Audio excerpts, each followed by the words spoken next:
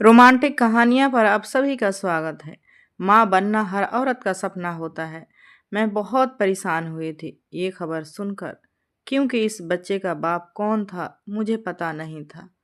मैं विजय के साथ रह रही थी, हमारी जिंदगी अच्छी गुजर रही थी और 2 ढाई महीनों से मैं जब संजय के साथ रहने लगी थी और डॉक्टर के मुताबिक मेरे प्रेगनेंसी भी 2.5 महीने के ही थी और इसका मतलब बच्चे का बाप कौन था किसी को नहीं पता था और तभी पता चल सकता था जब बच्चा इस दुनिया में आ जाता।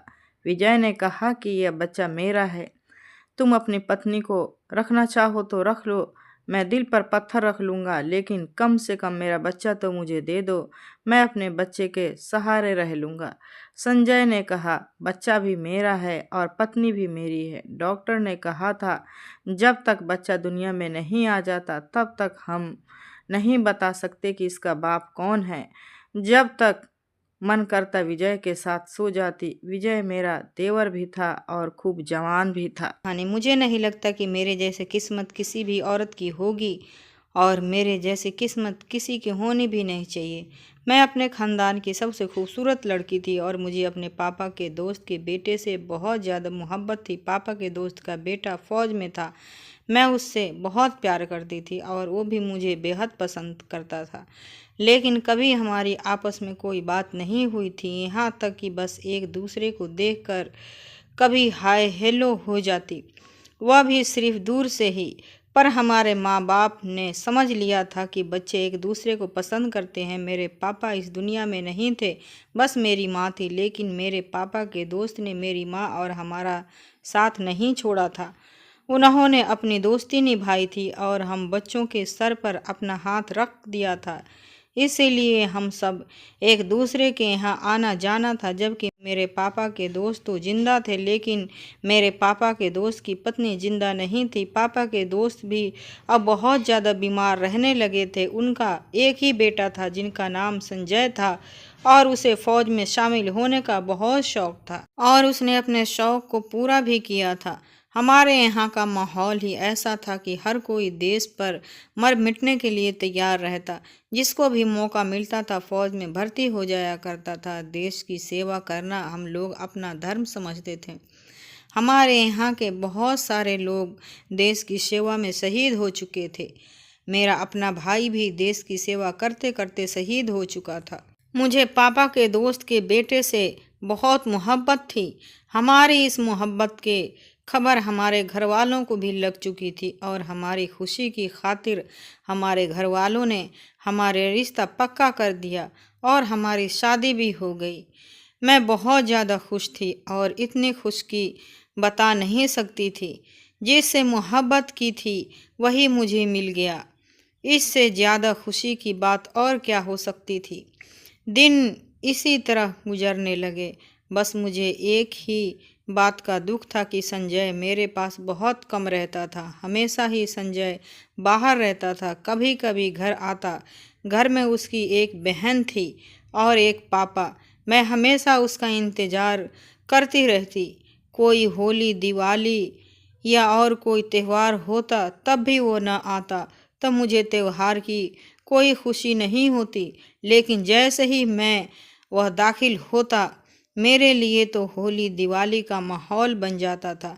मैं तैयार होती, सजती संवरती और पति के लिए दिल की अपने आप की सजाती, सबसे अच्छे कपड़े पहनती। फिर हम लोग जो समय साथ गुजारते वह बहुत ही ज़्यादा खूबसूरत होता था। पर फिर मुझे वह खुशी भरी जिंदगी में दुख ने डेरा डाल दिया। जब हमें पता चला कि संजय किसी ऑपरेशन पर गया है लेकिन वहां से वापस नहीं आया। सबका कहना था कि संजय शहीद हो गया है, लेकिन उसकी लाश नहीं मिली थी। पर उन लोगों का कहना था कि उसकी लाश को तलाश भी नहीं कर सकते, क्योंकि बर्फीले पहाड़ थे और बर्फ अपनी जगह से सरक गई थी। अब उसकी तलाश करने के लिए न जाने कितने टन बर्फ उठानी पड़ेगी और ऐसा तो कोई भी नहीं कर सकता है। इस तरह की कहानी उस इलाके से पहले भी सुनी जा चुकी थी और मुझसे पहले भी औरतें थीं जिनके पति लापता हो गए थे, लेकिन फिर सारी जिंदगी वापस नहीं आए थे। जाहिर है कि एक इंसान के बर्फ ऊपर का पूरा पहाड़ गिर जाए तो उसकी लाश को भी तलाश करना कितना मुश्किल होता है, और भला यह काम कौन करेगा। यह खबर सुनकर तो मेरे ऊपर गमों के पहाड़ टूट पड़े थे। मेरी जिंदगी से सारी खुशियां खत्म हो गई थी। मेरा पति इस दुनिया से चला गया। मेरी शादी को अभी सिर्फ 1 ही साल हुआ था। इस 1 साल में भी वह सिर्फ 3 बार ही आया था। मेरे लिए सब लोग बहुत दुखी रहते थे, लेकिन मेरा दुख कोई नहीं समझ सकता था। यह दुख सिर्फ मेरा था। संजय की तलाश करने की बहुत कोशिश की गई, यहाँ तक कि उसके पापा, जो कि बिस्तर पर पड़े हुए थे और हमेशा बीमार रहते थे, अब उन्होंने ये कहना शुरू कर दिया कि इतना ही बता दो कि मेरा बेटा मर गया या नहीं। अगर मर गया है तो हम उसके लिए सब्र करके बैठ जाएंगे, नहीं तो फिर हम उसका इंतज़ार करेंगे। लेकिन उन लोगों से जब पता किया तो उन्होंने कहा कि वह इस दुनिया में नहीं है, क्योंकि अगर इस दुनिया में होता तो हमें मिल जाता, और माफ़ी के साथ कहा कि हम उसकी लाश को भी नहीं ढूंढ पाएंगे। कोई अपना इस दुनिया से चला जाए तो कितना बड़ा दुख है, और फिर आप उस आखिरी बार देख भी नहीं पाए, इससे भी बड़ा दुख और क्या होता है। अब मेरी ज़िंदगी इसी तरह गुजरने लगी। मेरी माँ ने मुझसे कहा कि अब तेरा उस घर में क्या काम है, तू वापस आ जा। लेकिन मैं अपनी माँ के साथ नहीं गई। मैं अपनी ससुराल में ही रहने लगी। मुझे यहाँ पर रहते हुए 2 साल हो गए थे। मैं उसके बाप की सेवा करती और उसकी बहन के लिए खाना बनाती थी, घर को संभालती थी। वह लोग भी बहुत ज़्यादा एहसानमंद थे और कहते थे कि बेटी, तुम अपने घर चली जाओ। अगर तुम किसी और से शादी करना चाहती हो तो तुम कर लो, लेकिन मेरा दिल नहीं मानता था। इसी तरह करते करते 5 साल गुजर गए। मेरी माँ ने एक दिन मुझे ज़बरदस्ती गांव की पंचायत के पास ले गई, उनका सारा मसला बताया। फिर उन्होंने कहा कि बेटी, अगर इस तरह कोई मामला हो तो पति की मौत का पक्का पता ना चले तो 4 साल इंतज़ार करने के बाद औरत दूसरी शादी कर सकती है। मेरी माँ ने कहा, तू हमारी इकलौती बेटी है, तेरा बाप इस दुनिया में नहीं है। मैंने उससे वादा किया था कि मैं तुझे खुश रखूंगी, तेरी शादी अच्छे घर में करवाऊंगी। इसीलिए मैंने तेरी शादी संजय से करवाई थी, क्योंकि तू उससे मोहब्बत करती थी। मैं चाहती थी कि मेरी बेटी को उसकी मोहब्बत मिल जाए और वो अपनी मोहब्बत से दूर ना रहे। लेकिन 5 साल से तो तुझे ऐसी विधवाओं से ज़िंदगी गुजारते देखकर मेरी दिल पर क्या गुजरती है, तू नहीं समझ सकती। और तेरे बाप का आत्मा भी तड़प रही होगी। बस तू दूसरी शादी कर ले, संजय अब नहीं आएगा। अरे पगली, 5 साल हो गए हैं, कोई भला 5 साल के लिए भी जाता है क्या। मेरे दिल में भी यह बात अब बैठने लगी थी कि शायद वह इस दुनिया में नहीं है। अगर वो इस दुनिया में होता तो वह ज़रूर आ जाता, लेकिन वह नहीं था, इसीलिए तो मेरे पास लौट कर नहीं आया। मेरी माँ ने मुझे अपनी कसम दे दी कि अगर तूने मेरी बात नहीं मानी तो तू मेरा मरा हुआ मुंह देखेगी। मेरी माँ ने रो रो कर खुद को बिस्तर पर लगा लिया और कहने लगी कि बस मेरी आखिरी इच्छा समझकर ही पूरी कर दे। मेरे ससुर भी कहने लगे कि बेटी, तुम शादी कर लो, हमारा बेटा भी लगता है अब इस देश पर कुर्बान हो गया है।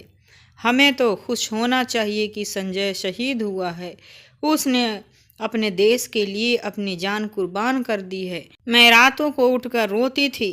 मुझे संजय सपनों में नजर आता था। वह भी मुझसे यही कहता था कि तुम अपनी ज़िंदगी जियो, मैं अब वापस नहीं आऊँगा। संजय के चाचा का एक बेटा था जो संजय की ही उम्र का था और वह खुद का कोई छोटा मोटा बिजनेस चलाया करता था। मेरी माँ ने कसम खा ली थी कि उन्होंने कहा है कि अपनी बेटी की शादी किसी और फौजी से नहीं करवाऊंगी, बल्कि किसी ऐसे इंसान से करवाऊंगी जो बस इधर ही कारोबार करता हो और हर पल मेरी बेटी के साथ रहे। उस लड़के का नाम विजय था। यह संजय का बहुत अच्छा दोस्त भी था। दोनों एक दूसरे के लिए भाइयों से भी बढ़कर थे। बचपन में एक दूसरे के साथ खेला करते थे। मैं भी उनके साथ खेला करती थी, क्योंकि बचपन से संजय का तो हमारे घर में आना जाना था। मैं भी बचपन में संजय के घर चली जाया करती थी और वहीं पर विजय से मेरी मुलाकात हो जाया करती थी। हम तीनों मिलकर खूब खेला करते थे। मैं विजय से अच्छी तरह जानती थी। अच्छा इंसान था। मेरी माँ ने मेरे रिश्ते की बात उससे की तो उसने फौरन हाँ कर दिया, क्योंकि वह संजय की विधवा को सहारा देना चाहता था। उसकी नीयत बुरी नहीं थी, लेकिन मैं उससे शादी नहीं करना चाहती थी। यह तो संजय का दोस्त था। मैंने उसके बारे में कभी ऐसा नहीं सोचा था और विजय भी जानता था कि मैं संजय से बहुत मोहब्बत करती थी। क्या वह बेवफाई नहीं करती थी? मेरी माँ ने कहा कि पागल, ये बेवफाई नहीं है। बेवफाई जिंदा लोगों के साथ होती है, मरे हुए के साथ भला कौन सी बेवफाई होती है। मेरी माँ ने ज़बरदस्ती मेरी शादी करवा दी। मैं शादी अभी नहीं करना चाहती थी, लेकिन कोई और चारा नहीं था। मेरी माँ कहती थी कि मैं इस दुनिया से चली जाऊंगी तो तू अकेली रह जाएगी, मेरी आत्मा को भी चैन नहीं मिलेगा।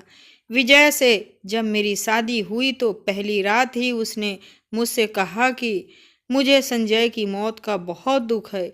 वह अच्छा इंसान था और मैं ये भी जानता हूँ कि तुम दोनों एक दूसरे से बहुत मोहब्बत किया करते थे। मैं उसकी जगह पर आ तो गया हूँ, लेकिन अब तक तुम्हारा दिल नहीं मान जाता तब तक मैं तुमसे दूर रहूँगा, तुम्हें टच भी नहीं करूँगा। तुम जैसे चाहो इस घर में आज़ाद होकर रह सकती हो। मुझे विजय की यह बात बहुत अच्छी लगी और समय इसी तरह गुजरने लगा। समय के साथ साथ हम दोनों ने दूसरे को स्वीकार कर लिया और पति पत्नी का रिश्ता में बंध गए। मुझे भी एहसास होने लगा अब संजय कभी वापस नहीं आएगा और मेरी जिंदगी विजय के साथ ही है। दिन इसी तरह गुजर गए थे। विजय के साथ रहते रहते अब मुझे पूरा 1 साल होने वाला था। हम लोगों में वैसे ही संबंध बन गया जैसा मेरा और संजय के साथ था। हम किसी तरह एक दूसरे को हंसी मजाक करने लग गए, एक दूसरे को अपने दिलों की बातें बताने लगे और वह भी मुझे सारी बातें बताया करता था कि आज मैं ऐसा किया और आज इतने ग्राहक आए, आज इतने कमाई हुई, मैं आगे यह करना चाहता हूँ, मैं घर के लिए कोई अच्छी सी चीज़ लेना चाहता हूँ। उसने मेरे लिए बहुत सारी गहने भी बनवाए थे, क्योंकि हमारी शादी तो इसी तरह हुई थी, यानी कि बस बहुत ही सादगी से हुई थी। पर विजय ने कहा कि तुम मेरी पत्नी हो, मैं चाहता हूँ कि तुम्हारे कलाइयाँ खाली न रहे। उसने मेरे लिए सोने की चूड़ियाँ बनवाई थी और उसने कहा था कि इनको हमेशा पहन कर रखना। मुझे ऐसा लगने लगा था कि बस यही जिंदगी गुजारी है, गुजर ही जाएगी, इसको अच्छी तरीके से जीना चाहिए। ऐसे भी लोग हैं जो जिंदगी से दूर हो जाती हैं या जिनकी जीते जी जिंदगी बर्बाद हो जाती है। इसीलिए कभी किसी भी चीज़ की ना शुक्र नहीं करना चाहिए। इंसान को बनाया ही इसीलिए गया है कि वह कहीं भी एडजस्ट हो जाता है। अचानक से ही उसको सब्र आ जाता है, कई चीज़ों में जाकर ही वह एक हो जाता है, नए लोगों के साथ भी रह लेता है। एक लड़की अपनी सारी जिंदगी एक घर में गुजार देती है, लेकिन सिर्फ अग्नि के समक्ष साथ फेरे लेते ही वह किसी पर आ जाए घर को अपना घर समझने लगती है और अगले ही दिन से वह भी कहना शुरू कर देती है कि अपना घर जा रही हूँ। इंसान को शायद इसी तरह बनाया गया है। मेरे दिल भी संजय अभी जिंदा था, लेकिन अब मेरा पति विजय था और मुझे पता था कि अब मेरी जिंदगी इसी के साथ गुजारनी है। यह जिंदगी 4 दिन का है। एक दिन वह सुबह सुबह उठा तो बहुत ही खुश था। उसने कहा कि आज मेरी सालगिरह है और विजय की यह सालगिरह मेरे साथ पहली सालगिरह है, तो आज के दिन वह बहुत अच्छी तरह से मनाएगा। मैंने कहा कि अच्छा, आज के दिन क्या स्पेशल करोगे? तो उसने कहा कि मैं अच्छा सा खाना लेकर आऊँगा। तुम्हें आज खाना बनाने की ज़रूरत नहीं है। तुम वही वाला जोड़ा पहन लेना जो तुमने हमारी शादी वाले दिन पहना था। लेकिन उस दिन तुम अच्छे से तैयार नहीं हुई थी, इसीलिए आज से अच्छे से तैयार हो जाना। मैं लाल रंग का जोड़ा पहना तो था, लेकिन वह कोई इतना ज़्यादा अच्छा नहीं था, पर मेरे सारे कपड़ों में से सबसे अच्छा था। मैंने कहा कि ठीक है, और अब वह काम पर चला गया तो मैं तैयार होने लगी। आज मेरे चेहरे पर मुस्कुराहट थी। मुझे ऐसा लग रहा था कि अब कहीं जाकर मैं विजय को अपना पति स्वीकार कर लिया है और अब मुझे भी उससे मोहब्बत होने लगी है। तभी अचानक दरवाजे पर दस्तक हुई। मैं अभी पूरी तरह से तैयार नहीं हुई थी। मेरे बाल खुले हुए थे। मैंने कहा कि विजय इतनी जल्दी कैसे आ गए? लगता है शायद कोई चीज़ भूल गए हो। जब मैंने जाकर दरवाज़ा खोला तो मेरे कदमों तले से ज़मीन निकल गई, क्योंकि सामने का दृश्य मेरे लिए बहुत ज़्यादा हैरान कर देने वाला था। क्योंकि सामने विजय नहीं बल्कि संजय खड़ा था। उसकी हालत देखकर लगता था कि वह बहुत कमज़ोर हो चुका है। ऐसा लग रहा था कि वह कितना बीमार हो या किसी ऐसी जगह पर रह रहा था जहाँ पर उसे ठीक से खाना नहीं मिलता था। लेकिन मैं फौरन पहचान गई थी, यह तो संजय ही है।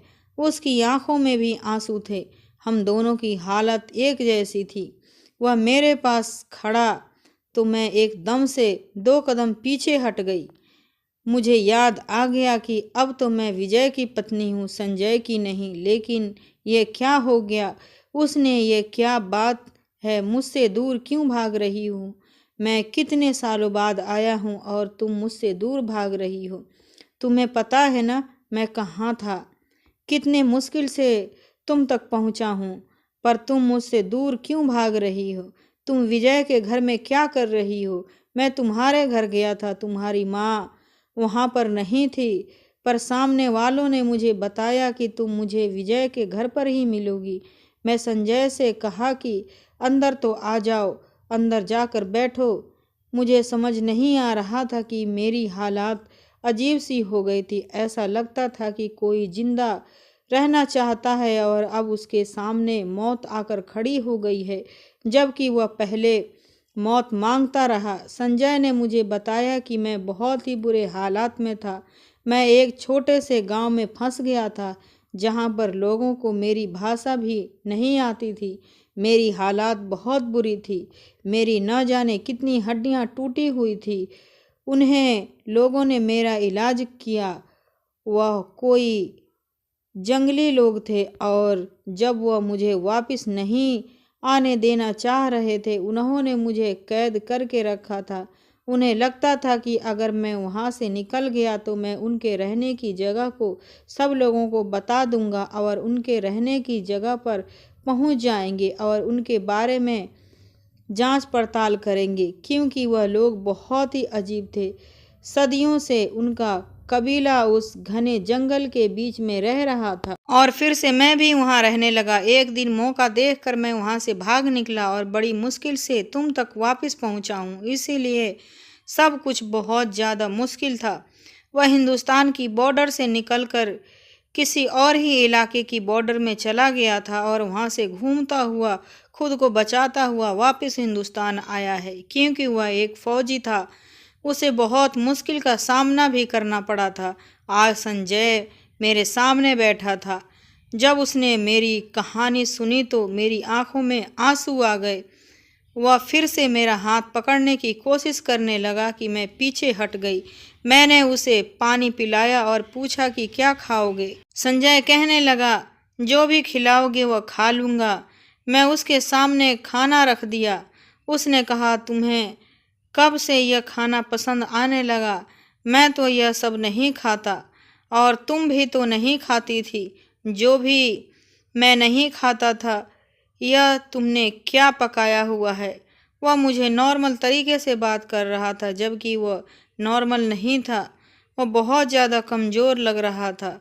उसके शरीर पर चोटों की कई निशान थे, लेकिन शायद उस बात का सुकून था कि वह घर वापस आ गया है। अब मैं उससे क्या बताती कि अब तो घर उसका था ही नहीं। मैंने कहा कि वह बस ऐसे ही बना लिया था। खाना खाते हुए उसकी आंखों में आंसू आ गए। उसने कहा कि मैंने तुम्हें बहुत याद किया, इधर आओ, मेरे पास बैठो। जब मैंने मना किया तो वह अचानक से गुस्सा हो गया। उसने कहा, मैं इतनी दूर से यहाँ आया हूँ इतने सालों बाद, और तुम मेरे पास बैठ भी नहीं सकती। क्या हो गया है तुम्हें? क्यों गैरों की तरह पेश आ रही हो? भूल गई हो मुझे? भला तुमने भुला दिया है, अपने दिल से निकाल दिया है? मैं तुम्हारा पति हूँ, तुम्हारी कोई बॉयफ्रेंड नहीं जो तुम मुझे भूल गई हो। मैं तुम्हारा पति हूँ और मेरा तुम्हारा ऊपर हक है। तुम्हें मेरे साथ आना होगा। तुम यहाँ से इस घर में क्या कर रही हो? अभी वह मुझसे इतने सारे सवाल ही कर रहा था और मेरे पास बोलने के लिए कुछ भी नहीं था। और तब विजय घर में दाखिल हुआ। उसके हाथों में फूल थे और भी काफ़ी सारी चीज़ें थीं। उसने मुझे देखा और जब संजय को देखा तो फूल उसके हाथ से छूटकर गिर गए। संजय उसके गले लग गया और उसने कहा, मेरे दोस्त, मैंने तुझे कितना याद किया। मैं बड़ी मुश्किल से यहाँ तक पहुँच गया हूँ। विजय का व्यवहार भी अब मेरी तरह से होने लगा था। थोड़ी देर बाद मेरी माँ भी वहाँ पर आ गई, क्योंकि उनको भी सामने वालों ने बता दिया था कि संजय पूछता हुआ आया था। वो भी संजय के नाम सुनकर परेशान हो गई होगी कि अब वहाँ कैसे आ गया। उसके घर वालों को भी बता दिया गया था।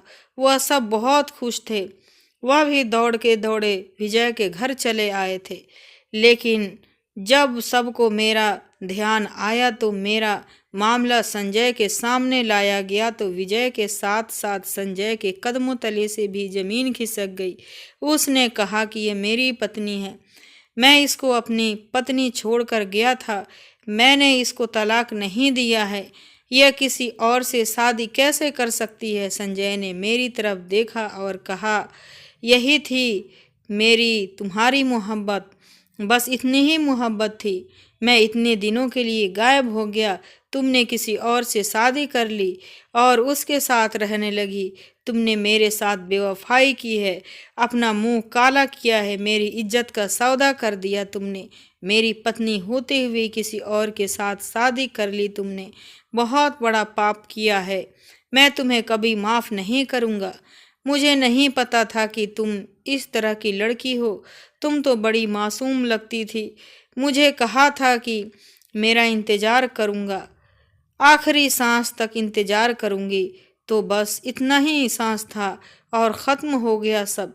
हिम्मत तुम्हारी जवाब दे गई। मैं भी तो इतनी दूर था, बुरे हालात में था, लेकिन हमेशा तुम्हें याद करता रहा, यह सोच कर कि तुम्हारे पास वापस आऊँगा, और सीधा तुम्हारे पास वापस आया। अपने घर जाने की बजाय तुम्हारे घर वापस आया। अपने आप को देखने की बजाय तुम्हें देखने की खुशी थी। और तुम्हें क्या किया? मेरे साथ मेरा सम्मान सब खत्म कर दिया। मैं यह सब कुछ सोच भी नहीं सकता था। मेरी आंखों में आंसू। मुझे तो खुद समझ नहीं आ रहा था कि मैं क्या करूं। संजय चिल्लाकर सबको कह रहा था कि आप सब ने यह कैसे होने दिया? यह मेरी पत्नी थी, इसको किसी और से शादी क्यों करने दी? यह तो हमेशा मेरी पत्नी ही रहेगी ना। इसको साथ मैंने 7 फेरे लिए हैं, आप सब की मौजूदगी में, आप सब गवाह हैं इस बात पर। उसने कहा कि आप सब लोग यह कैसे कर सकते हैं? यह मेरी पत्नी ही रहेगी, चाहे मैं 10 साल बाद वापस आऊं, चाहे 15 साल बाद वापस आऊं। तो मेरे ससुर ने कहा, नहीं बेटा, ऐसा नहीं होता। बहुत सारे लोगों ने कहा था कि अगर पति लंबे समय तक गायब रहे तो पत्नी दूसरी शादी कर सकती है, इसीलिए तुम्हारी पत्नी ने कोई पाप नहीं किया है, और यह शादी भी हम सब ने ज़बरदस्ती कहकर करवाई थी। पंचायत ने भी कहा था कि यह शादी कर सकती है, क्योंकि बहू ने 5 साल तक तुम्हारा इंतज़ार किया था और इतने लंबे समय तक अगर पति ना आए तो पत्नी दूसरी शादी कर सकती है, ये पंचायत का फैसला था। लेकिन संजय चिल्ला पड़ा, लेकिन मैंने इसको तलाक नहीं दी है, फिर यह किसी और के साथ कैसे रह सकती है। इतने पे एक बड़े बुजुर्ग आगे बढ़े और कहने लगे, हाँ, यह बात यहाँ पर सोचने वाली है। अगर पति लंबे समय तक दूर रहे तो पत्नी दूसरी शादी कर सकती है, लेकिन जब 4 साल के बाद पहला पति वापस आ जाए तो पत्नी पहले पति को हो जाएगी और उसी की ही पत्नी मानी जाएगी, यानी पहले पति के साथ ही रहेगी और उसके दूसरे पति के साथ उसकी शादी खत्म हो जाएगी। और इसका साफ मतलब है कि संजय, तुम ही इसके पति हो और विजय, अब तुम्हारा इसके साथ कोई संबंध नहीं। तुम अपने मन से अपनी पत्नी को तलाक दे सकते हो। इस संबंध को खत्म करने के लिए किसी भी जोर जबरदस्ती की जरूरत नहीं। यह सब सुनते ही संजय के चेहरे पर सुकून आ गया, लेकिन विजय के चेहरे पर पसीने की बूंदें चमकने लगी। उसकी हालत खराब होने लगी। वह कहने लगा, नहीं, ऐसा नहीं हो सकता। मुझे किस बात की सजा मिल रही है? मेरे साथ यह सब कुछ क्या कर दिया आप लोगों ने? ऐसा नहीं हो सकता। उन बूढ़े आदमी ने कहा कि ऐसा हो सकता है क्योंकि संजय इसका पहला पति है और उसकी पत्नी मानी जाएगी। मैं भी हैरान परेशान खड़ी थी। जब मेरी माँ मुझे एक पंचायत के पास लेकर गई तब मुझे भी आधी अधूरी बात ही पता थी। मुझे सारी बातें पता नहीं थी कि अगर बाद में मेरा पति वापस आ गया तो वही मेरा पति रहेगा, विजय से मेरा कोई संबंध नहीं रहेगा। मुझे पूरी बात बताना चाहिए था, पर मेरी माँ ने अपनी बातों में लगाकर बात को घुमा दिया था और वह भी शायद बताना भूल गई थी। काश कि उन्होंने उस समय मुझे पूरी बात बताई होती, लेकिन संजय के वापस आने का कोई असर भी तो नहीं थे। यहाँ सब जानते थे कि पूरा गांव जानता था कि उसके माँ बाप ने भी इजाज़त दे दी थी कि मैं विजय से शादी कर सकती हूँ। मैं 5 साल तक उसका इंतज़ार किया था। संजय ने मेरा साथ थाम लिया और कहने लगा, अब तो मेरी पत्नी हो और मेरे साथ चलो। तुम यह सब कुछ भूल जाओ, मैं भी तुम्हें माफ़ कर दूंगा। मैं तुम्हारी हालात समझ सकता हूँ। उस समय तुम बहुत ज़्यादा परेशान होंगी और सब तरह से प्रेशर बढ़ने के बाद ही तुमने विजय से शादी की होगी। संजय मेरा हाथ पकड़कर घर ले जाने लगा और तभी विजय ने मेरा हाथ पकड़ लिया और कहने लगा, ऐसे कैसे? मेरी पत्नी है, यह मेरे साथ रहेगी। विजय और संजय दोनों आपस में झगड़ने लगे। मुझे ऐसा लगने लगा कि जैसा मैं कोई चीज़ हूँ जिसके लिए 2 बच्चे आपस में लड़ रहे हैं। सब ने विजय को समझाया कि अब तुम्हारा इसके ऊपर कोई हक नहीं है, तो मैं एक तरफ हो जाऊं। मैं संजय के साथ चली गई। वह मुझे अपने घर ले गया। मेरी हालात बहुत ही अजीब सी थी। मुझे कुछ भी समझ नहीं आ रहा था। उसने कहा कि क्या हो गया है तुम्हें? तुमने लोगों की बातें नहीं सुनी? मैं तुम्हारा ही पति हूँ, फिर मुझसे दूर क्यों भाग रही हो? तुम्हें बड़ा शौक था ना कानून का पालन करने का। पति लंबे समय तक दूर रहे तो तुम दूसरी शादी कर सकती हो। अब तो तुम्हें कानून का पता चल गया ना कि अब मैं वापस आ गया हूँ, तो मैं तुम्हारा पति हूँ। अब उस इंसान को अपने दिल और दिमाग से निकाल दो। वह एक सांप है जिसने अपने ही दोस्त की पत्नी के साथ शादी की है। वो मेरा भाई है, मेरा कज़न है, मेरा सब कुछ था। मेरे लिए भाइयों से भी बढ़कर था। मैंने उसे कभी गौर से समझा नहीं, हमेशा भाई समझा। लेकिन उसने जो किया शायद कोई भी सगा भाई अपने भाई के साथ नहीं कर सकता। उसने मेरे साथ गद्दारी की है। जो लोग हमारे सबके ज़्यादा करीब होते हैं हमारे साथ वही धोखा करते हैं। मैं संजय के साथ रहने लगी। उसका व्यवहार मेरे साथ कुछ अजीब सा था। वह बहुत ज़्यादा चिड़चिड़ा हो गया था क्योंकि वह इतने सालों बाद बहुत बुरे ही हालातों में काट कर आया था। अब वह पहले जैसा नहीं रहा था।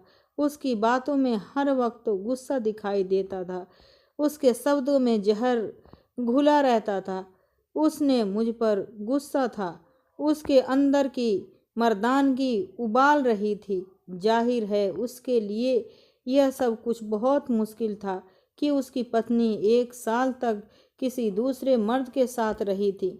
मैं समझ सकती थी, लेकिन धीरे धीरे अब वह ठीक होने लगा था। उसके दिल में मेरी मोहब्बत जागने लगी थी। उधर विजय बार बार मुझसे मिलने की कोशिश किया करता था, मुझे फ़ोन करता था, लेकिन संजय ने मेरा फ़ोन ही तोड़ दिया। अब इसमें मेरी क्या गलती थी? मैं उससे कोई संबंध भी नहीं रखना चाहती थी, क्योंकि अगर लोगों की बात ठीक थी तो फिर संजय ही मेरा पति था। मेरी किसी और के साथ संबंध रखने की कोई ज़रूरत भी नहीं थी। लेकिन मैं बहुत बेचैन थी, सारी सारी रात रोती थी। यह सोचती थी कि मेरी जिंदगी तो नर्क बनकर रह गई है। यह सब कुछ मेरी माँ ने किया था। मैं किसी और से शादी नहीं करना चाहती थी। अगर वह मुझे मेरी हाल पर छोड़ देती और फिर संजय वापस आ जाता तो मेरी और किसी से शादी नहीं करनी पड़ी थी। लेकिन जिस दिन सब कुछ ठीक होने लगा था, उसी दिन सब कुछ फिर से खराब हो गया। अब मैं क्या कर सकती थी? मैं संजय के साथ 3 महीने रह रही थी जब एक दिन विजय घर आ गया और उसने कहा, मुझे मेरी पत्नी वापस करो। उसकी हालात बहुत ही अजीब सी थी। वह एकदम दीवाना सा हो गया था, बहुत ही दुखी लग रहा था। शायद उसने अपने ऊपर बहुत ही जुल्म किए थे। उसने अपने आप को तकलीफ पहुंचाई थी, खाना पीना भी ठीक से नहीं खा पिया था। उसका घर सूना हो गया था, मेरे बगैर वह नहीं रह सकता था। मैं तो बाहर ही नहीं आई थी। मुझे संजय ने कहा था कि कोई ज़रूरत नहीं है तुम्हें बाहर आने की। बाहर लड़ाई झगड़ा होने लगा और फिर गांव के बड़े बुजुर्ग लोगों को बुलाया गया। उन्होंने विजय को समझाया कि अब तुम इसके साथ आना जाना भी नहीं रख सकते हो और तुम्हारे यहाँ पर कोई काम भी नहीं है, तुम चले जाओ। लेकिन वह मानने को तैयार नहीं था। विजय और संजय आपस में बुरी तरह झगड़ रहे थे और तभी अचानक से मेरी तबीयत खराब हो गई। संजय मुझे डॉक्टर के पास ले गया तो डॉक्टर ने कहा कि मैं माँ बनने वाली हूँ। मेरे लिए ये बात बहुत बड़ी मुसीबत से कम नहीं थी, जबकि माँ बनना हर औरत का सपना होता है। मैं बहुत परेशान हुई थी ये खबर सुनकर, क्योंकि इस बच्चे का बाप कौन था मुझे पता नहीं था। मैं विजय के साथ रह रही थी, हमारी ज़िंदगी अच्छी गुजर रही थी और 2-2.5 महीने से मैं अब संजय के साथ रहने लगी थी और डॉक्टर के मुताबिक मेरी प्रेगनेंसी भी 2.5 महीने की ही थी। और इसका मतलब बच्चे का बाप कौन था किसी को नहीं पता था और तभी पता चल सकता था जब बच्चा इस दुनिया में आ जाता। विजय ने कहा कि यह मेरा बच्चा है, तुमने अपनी पत्नी को रखना है तो रख लो, मैं दिल पर पत्थर रख लूँगा, लेकिन कम से कम मेरा बच्चा तो मुझे दे दो, मैं अपने बच्चे के सहारे रह लूँगा। संजय ने कहा, बच्चा भी मेरा है और पत्नी भी मेरी है, तुझे कुछ नहीं मिलेगा, मैं तुझे जान से मार दूंगा अगर तूने मेरे घर में कदम रखा। मेरी पत्नी का नाम भी लिए।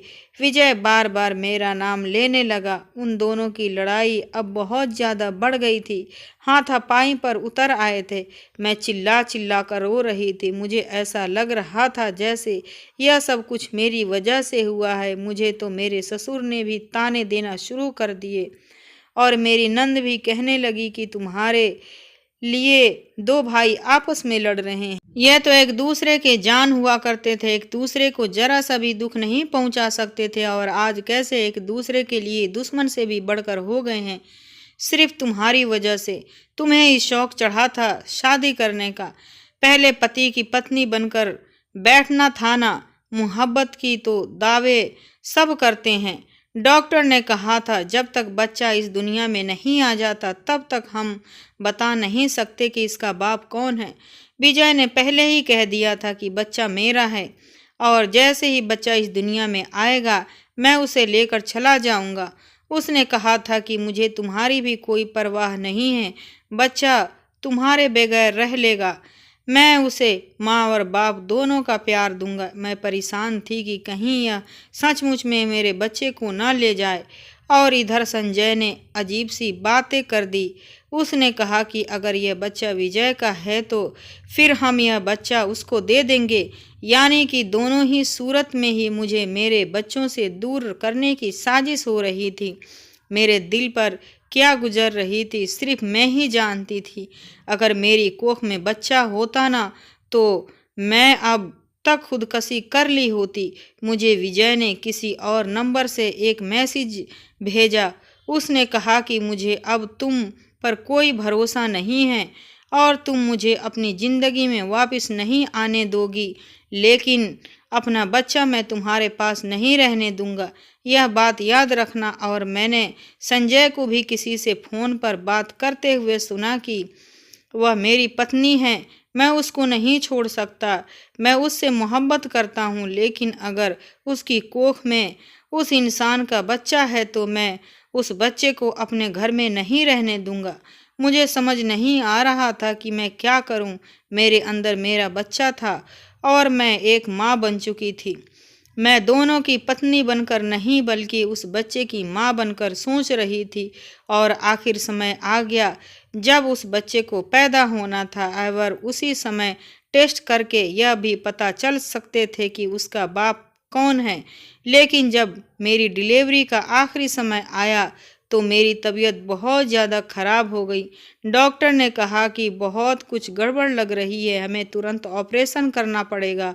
और अब ऑपरेशन करके बच्चे पैदा किया गया तो डॉक्टर ने चीख निकल गई, क्योंकि मेरे बच्चे की पैदाइशी तौर पर ही एक बहुत बड़ी बीमारी थी जिसकी वजह से वो बहुत ही ज़्यादा अजीब सा लग रहा था। ऐसा लग रहा था कि इंसान का बच्चा नहीं है, कोई जानवर का बच्चा है। उसकी शरीर बहुत ही अजीब तरह की थी, जैसे कोई पेड़ की छाल होती है। उसको जो भी देखता उसकी आंखों में आंसू आ जाते और वह कानों को हाथ लगाने लगता।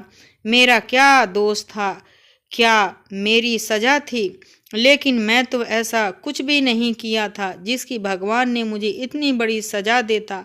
दरअसल यह उन दोनों की सज़ा थी जो इस बच्चे के ऊपर अपने आन को खेल रहे थे। कोई उसका मुझे छीन लेना चाहता था तो कोई उसको खाना नहीं देना चाहता था।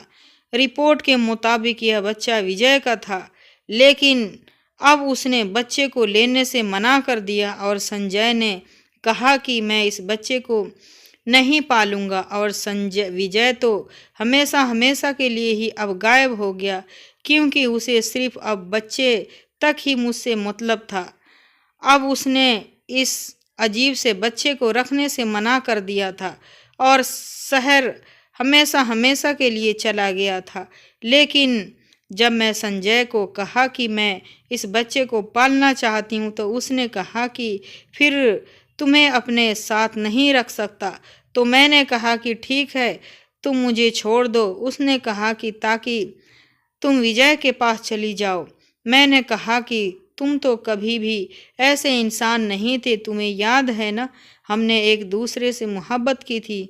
संजय कहने लगा, अगर तुम्हें वो मोहब्बत याद होती तो तुम उसके साथ कभी भी शादी नहीं कर सकती, तो मेरे दिल से उतर गई हो।